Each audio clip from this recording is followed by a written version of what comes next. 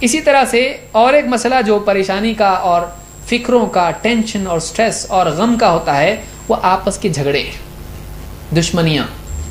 ایک آدمی آپ کا دشمن ہے، وہ اپنے گھر میں بیٹھ کے کھا رہا ہے اور آپ اپنے گھر میں بیٹھ کے ٹینشن میں ہیں، پریشان ہیں اور اس کا برا چاہ رہے کسی طرح سے مر جائے، کسی طرح سے اس کو کچھ ہو جائے، اور اس کو کچھ ہو رہا نہیں ہو رہا ہے. تو اس وجہ سے بھی آدمی اپنے سکون کو خراب کرتا ہے. اپنے دشمن، اپنے جن سے آپس کے جھگڑے ہیں، ان جھگڑوں میں آپ دیکھیے دو بھائی بہت اچھے رہتے ہیں، پھر اچانک کچھ تجارت میں کسی وجہ سے کچھ ہوتا ہے، بات بات پہ بات بڑھ جاتی ہے، جھگڑا ہوتا ہے، دونوں الگ ہو جاتے ہیں.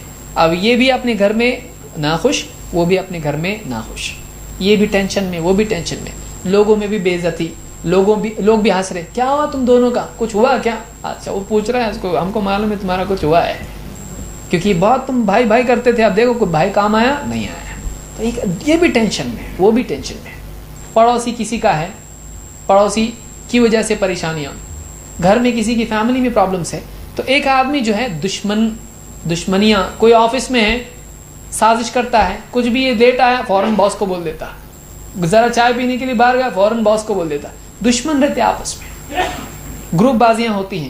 آدمی اس کی وجہ سے بہت پریشان ہوتا ہے، ہیرسمنٹ اس کے لیے ہوتا ہے. کوئی نہ کوئی ہمیشہ شیطان ایسا آفس میں، کمپنی میں ہوتا ہے جو پریشان کر رہا ہوتا ہے. آپس کے جھگڑے اور دشمنیاں یہ بھی ذہنی سکون کو خراب کرتی ہیں.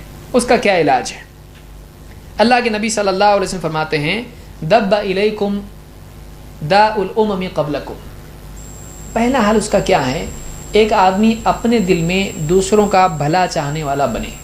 کم سے کم اگر وہ دشمن کو ختم نہیں کر سکتا ہے تو دل میں کم سے کم اس کو بٹھانے سے تو بچ سکتا ہے.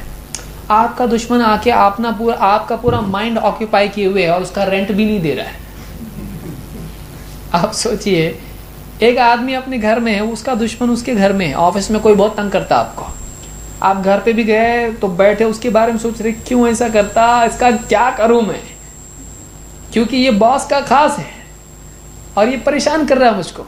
تو آپ گھر پہ جا رہے ہیں تو آپ اپنا آفس کے پیپرز یہاں چھوڑ کے جا رہے ہیں، لیکن اس کا خیال گھر کو لے کے جا رہے آپ. تو گھر میں بیوی بچے میں بھی آپ کو یاد آتا. تو یہ جو چیز ہے آپ کا مائنڈ آکوپائی کیے ہوئے ہو، آپ کو جہاں بھی آپ جاؤ گے آپ کو سکون نہیں ملے گا. آپ بیوی بچوں کے ساتھ پکنک پر جا رہے لیکن وہاں بھی سوچ رہے معلوم نہیں ہے ابھی کیا کر رہا ہوگا آفس کے اندر، لوگوں کو میرے خلاف بھڑکا رہا ہوگا. ایسا زندگی میں، آفس میں، گھر میں، مسجد میں، رشتہ داریوں میں یہ ہمیشہ ہوتا رہتا ہے. دشمن آپ کے سکون کو خراب کرتے ہیں، جو آپ کا بھلا نہیں چاہتے ہیں، یا تو وہ برے ہوتے ہیں یا تو آپ برے ہوتے ہیں، اس وجہ سے دشمنی ہوتی ہے. تو اب یہ جو چیز ہے اس کا حل کیا ہے؟ آپ پہلے اپنے دل میں اس کا بھلا چاہنے والے بنو. ٹھیک ہے برا ہے لیکن اللہ کرے اس کو ہدایت ملے، برا ہے بہت خراب ہے، اللہ چاہے تو اچھا ہو سکتا ہے، چاہے تو وہ بھی انسان ہے. تو آپ جب اپنے دل میں اس کے لیے نرم گوشہ پیدا کر لیتے ہو، اس کا بھلا چاہنے والے بن جاتے ہو، تو آپ کا ٹینشن اپنے آپ کم ہو جاتا ہے، آپ اس سے زیادہ ہائی لیول کے بن جاتے ہو، آپ کے پاس اپر ہینڈ ہوتا ہے، آپ کا سکون خراب نہیں ہوتا ہے. سکون لڑنے میں ہوتا ہے، سکون اس کو چھوڑنے میں نہیں ہوتا. سکون مل جاتا ہے جب چھوڑ دیتا ہے آدمی اس کو. دب الیکم داء الامم قبلکم، تمہارے اندر پچھلی قوموں میں سے کچھ بیماریاں آئی ہیں. کیا بیماریاں ہیں؟ الحسد والبغضاء، جلنا، جیلسی، اور بغضاء، دشمنیاں، کینہ کپٹ. ہی الحالقہ، اور یہ جو کینہ کپٹ ہے، یہ چیزیں جو ہیں یہ مونڈنے والی ہیں، یہ شیو کر دیتی ہیں.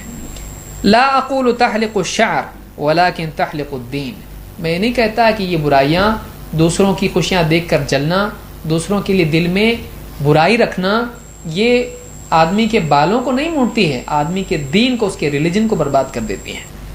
والذی نفسی بیدہ، اس ذات کی قسم جس کے ہاتھ میں میری جان ہے، لا تدخلوا الجنۃ حتی تؤمنوا، تم جنت میں نہیں جا سکتے جب تک کہ تم ایمان والے نہ بن جاؤ، صحیح بلیور نہ بن جاؤ.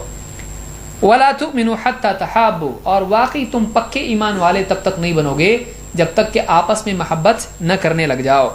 افلا انبئکم بما یثبت ذاکم لکم، کیا ایک چیز بتاؤں تم کو کہ اگر وہ چیز تمہارے اندر آ جائے تو تمہارے اندر محبت بھی پیدا ہوگی. آپ نے فرمایا افشوا السلام بینکم، آپس میں سلام کو عام کرو، ایک دوسرے کو سلام کرو. السلام علیکم، السلام علیکم کیا ہے؟ تم سلامت رہو.